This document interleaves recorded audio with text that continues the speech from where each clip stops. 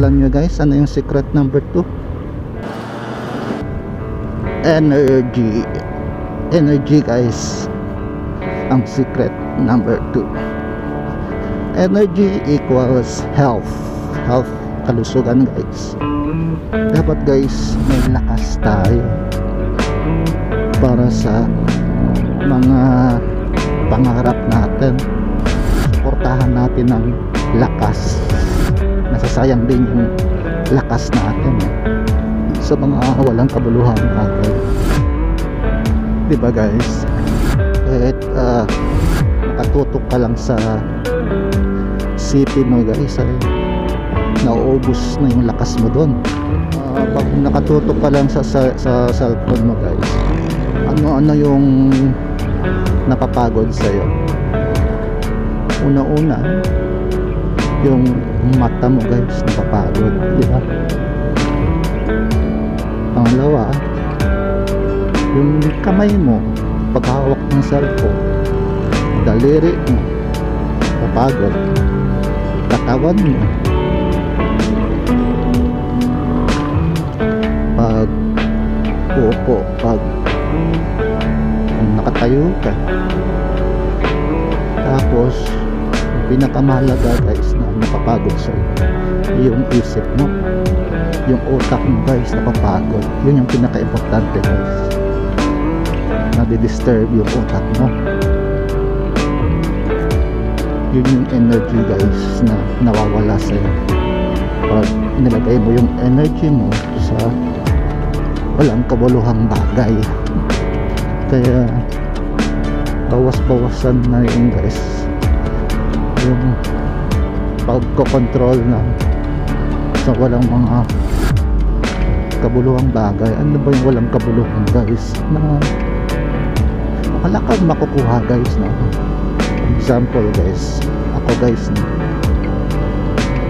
Favorite ko guys, NBA, no? National Basketball Association, NBA. Pinapanood ko yan guys. Kaya lang, lahat na pinapanood ko doon, hindi ko na-apply. I mean, hindi naman lahat, no? Hindi 99%.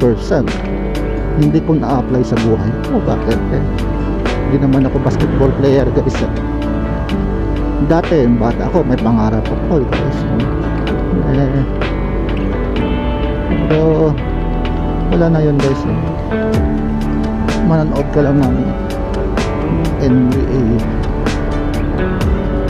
or enjoyment lang. Ano ibig sabihin ng enjoyment? Hindi ka naman talaga nag-enjoy sa panonood. Nag-enjoy ka dahil wala kang ginagawa. Yung utak mo hindi nag-iisip.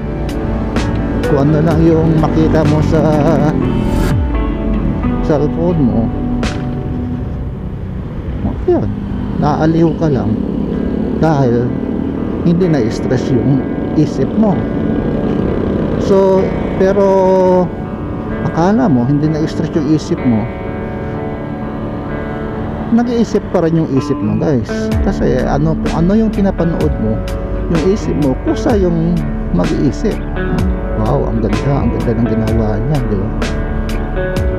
Yun yung isip mo, yun, nagre-react doon sa pinapanood mo. Ang problema, hindi mo nga magaya yun guys, no? Kasi nga pag magaya yun, basketball yun, iba yung trabaho mo, iba yung ginagawa mo. Pero meron ka namang makukuha doon sa panonood, inspiration and motivation, no? Kung paano sila naging magaling, masipag. Pero kung isipin mo talaga paano sila gumaling at masipag, ikaw ba naman araw-araw mo yun ginagawa at nagpa-practice ka, no? Tapos binubuhos mo yung pera mo yan sa pagpa-practice, facilities, hindi ka ba gagaling, di ba? So ganun yun guys, no? Kaya minsan inisip ko, parang wala na rin katuturan, di ba? Sino bang hindi gagaling dyan? Ang hindi gagaling dyan, yung tamad lang, di ba? May pera ka na, suportado ka na ng management ng team, hindi ka pa gagaling, diba? So minsan ang iniisip ko na lang, dati masipag sa kanila or matalino or may bagong strategy, yun yung talagang magaling. So minsan yun nga, makakita mo minsan yung magaling hindi nakakashoot, meron din, no? So ganun lang yun, napapagod din, no? So but enjoyable manood, guys, no? Masarap manood. Ang tanong ko nga, yung energy dyan, guys, nauubos. Energy mo, yung isip mo nauubos. Bakit? Yung isip mo, guys, habang nanonood ka, gumagalaw yan, nagre-react. Ngayon tumatanggap siya ng mga information, napupuno yung isip mo, and then yun, diba? Hindi mo namamalayan, napapagod na yung isip mo at wala nang lakas para i-divert mo yung pag-iisip mo sa kapakanan ng sarili mo, diba?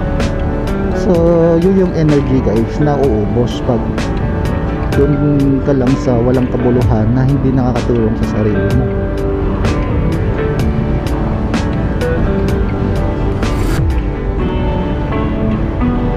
So yun guys, no? Energy and health. So terms of energy yun, guys, no, na napapagod pa. Sa health naman, guys, energy equals health kasi so dapat alagaan natin yung health natin, guys, no?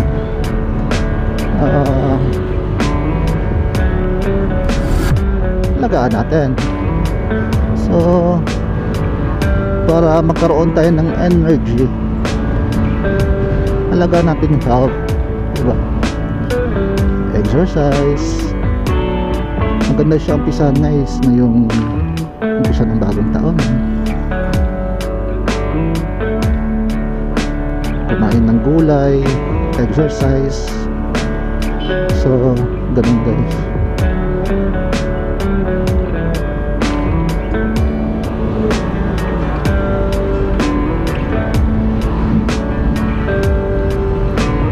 Health, energy equals health. Presence of mind tayo, guys, sa mga ginagawa natin. Naubos yung energy natin sa walang kabuluhan. Dapat ibuhos natin yung lakas natin sa pangarap natin. Kaya may habang umpisa pa ng taon, guys, New Year's resolution, yun yung suportahan natin sa lakas natin, energy. Hindi lang naman dahil may muscles ka, guys, muscles ay yun yung lakas mo. Hindi yan, guys. Yung lakas mo ay yung isip mo. At wala ka nga muscles, basta may isip ka, pinakamalakas sa'yo, guys, no? At pinakamagaling sa'yo. Alam nyo ba, guys, yung mga basketball player, lalo na si Michael Jordan,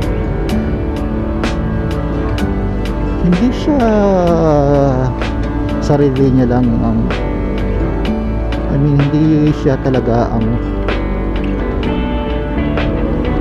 pinagmulan ng kagalingan niya. Siya ay combination ng mga magagaling na tao na nakapaikot sa kanya. Yun yan, guys. May mga taong magagaling, katulad ng paano mag-exercise, paano mag-training, paano yung mindset. Marami siyang taong nakapalibot sa kanya, guys. Motivation. Kaya yung mga tao na yun, guys, inilagay lahat kay Michael Jordan. Si Michael Jordan lang yung parang may sabihin natin na perfect body, perfect, di ba? Kinumbine lang sa kanya, pero sa likod nun guys, ang daming tao na tumulong sa kanya. So hindi naman sa tumulong, kinuha niya rin, binayaran niya rin para tumulong sa kanya. May isang tao dyan guys na talagang hindi siya basketball player siya ng college, pero naging iba yung career niya, no? Punta yata siya sa parang fitness or medical, ganun guys, hindi ko na tandaan ba. Ang sa kanya naman guys, expert siya sa mindsetting. So yun yung tao sa likod ni Michael Jordan guys, no? Isa sa mga tao. Kaya si Michael Jordan ay kombinasyon ng mga magagaling na tao, kaya ganun yung galing niya, no? So sa lahat ng mga successful na tao guys, hindi lang yan sila nag-iisa, meron dyan sa likod nila nag-a-advise, nagsasabi kung ano yung gagawin. So ganun din yun sa atin guys, no? Kaya yun guys, no? Makindi tayo din sa iba, no? Na kung sino man yung may magandang payo, malaking bagay yun guys. So yun yung secret number 2 guys, no? Energy equals health. So kailangan natin ng health para magka-energy tayo.